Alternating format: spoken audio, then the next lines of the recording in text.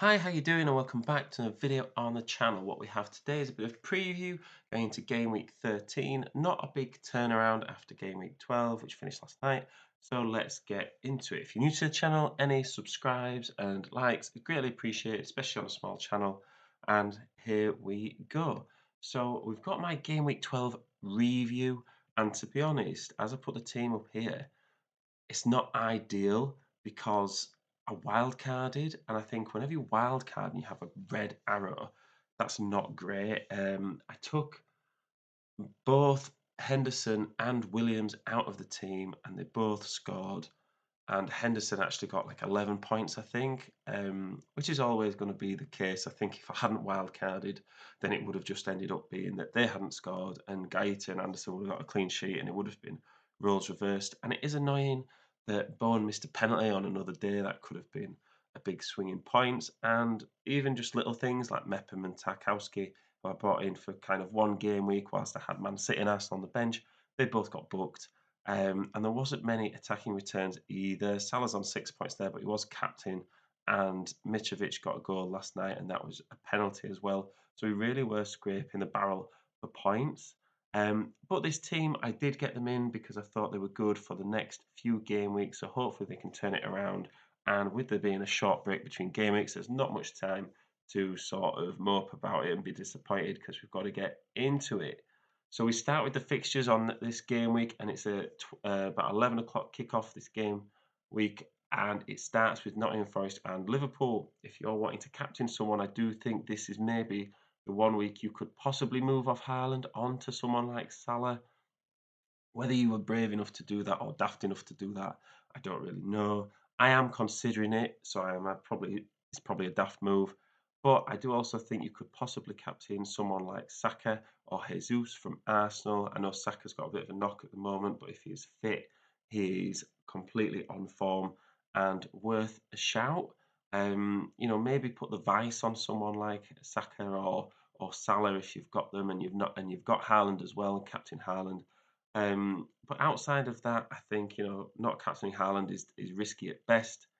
And yeah, I think what we've got now is my team for this game week, and we start in goal with Gaeta. Now, I've not made any transfers so far because obviously I wildcarded last game week, and you don't wildcard with the plan to make loads of transfers. But in this case, I am potentially thinking of getting in an Arsenal player, someone like Ben White, who has good fixtures for the rest of the 4 game weeks. Now, we do have here starting the defence, and we've got Anderson, Cancelo, and Gomez. Cancelo comes back in after having a break.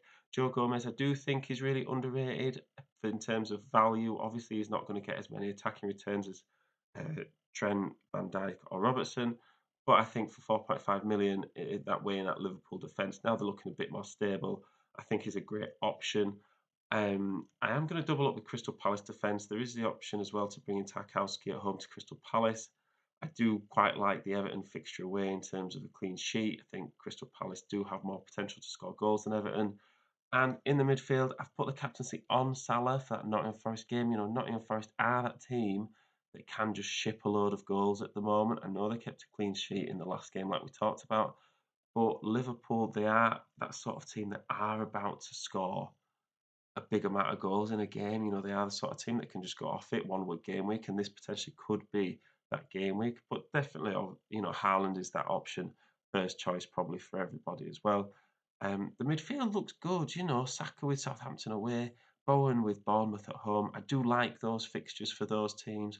Rashford have Chelsea away, which could be tricky, but Man United have just played really well against Spurs in the last game week.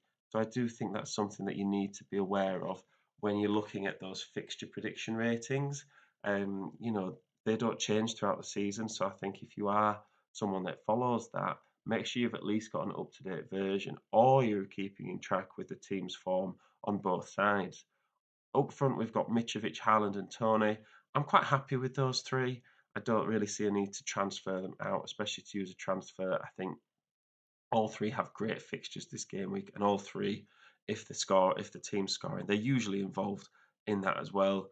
And on the bench, we've got Ward. Now, I do think maybe Ward is someone with Wolves away. Leicester are starting to turn that form around. He got 9 points in the last game week, and obviously he was on my bench because, Leicester were bottom of the league. But I think Leicester potentially are a team to watch. I don't know whether they've left it a bit short in terms to get players in before the World Cup. Now there's only 4 game weeks left. But I think maybe after the World Cup, they are someone, especially someone like Ward, who's so cheap, that you could potentially look to get starting in your team and have it as an enabler to get more expensive players in elsewhere. We've got Andreas, Tarkowski, and Mepham on the bench. Now, Mepham is someone that I could potentially take out for Ben White. If that was the case, I probably would put Ben White in instead of Anderson and just move off that double Crystal Palace defence. But I'm not in a desperate move to do that. But it is someone that I am thinking of getting in. If you can see someone that I can get in my team, I've got what 0.1 or 2 million in the bank, and you think that's someone that you could get in for 1 week, I'm all for that. So let me know in the comments. If you are new to the channel, like I said at the start, likes and subscribes, greatly appreciated, especially if you've made it all the way to the end. There must be something in it for you.